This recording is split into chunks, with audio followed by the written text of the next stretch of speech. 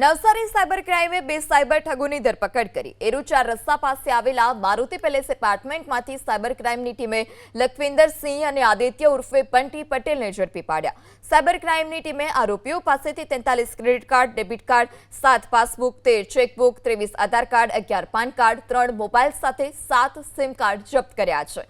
આ સાથે જ બેંક એકાઉન્ટ ખોલવા માટે રાખેલા 70 જેટલા પાસપોર્ટ સાઇઝના ફોટા પણ જપ્ત કરવામાં આવ્યા। એનસીસીઆરપી પર આ બેંક એકાઉન્ટ વિરુદ્ધ દેશભરમાં 110 જેટલી ફરિયાદ નોંધાયેલી છે। પ્રાથમિક તપાસમાં 91 કરોડથી વધુના સાયબર ફ્રોડ થયાનો ખુલાસો થયો। આરોપીઓ જરૂરિયાતમંદોને કમિશનની લાલચ આપી મ્યુલ બેંક એકાઉન્ટ ખોલાવતા બેંક ખાતામાં જમા થયેલા નાણાંને ક્રિપ્ટોકરન્સીમાં કન્વર્ટ કરી વિદેશ મોકલતા। ગઈકાલે નવસારીના એરુચાર રસ્તા પાસેથી લખવિંદર સરવનસિંહ અને આદિત્ય ઉર્ફે બંટીની અટકાયત કરવામાં આવી છે।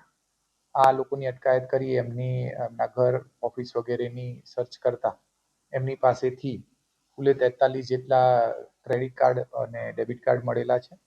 આ ઉપરાંત 7 જેટલી પાસબુકો મળેલી છે અને એના મોબાઈલ અને બીજી તપાસ કરતા લગભગ 10 જેટલા એકાઉન્ટ એ વાપરતા હોય એવું જણાઈ આવ્યું છે। આ 10 એકાઉન્ટ ઉપર એનસીસીઆરપી પોર્ટલ ઉપર કે જેની ઉપર અરજદારો ટોલ ફ્રી 1930 થી ફરિયાદ કરી શકતા હોય છે એવી કુલે 110 જેટલી ફરિયાદો થયેલી અત્યાર સુધીમાં જાણવા મળેલી છે।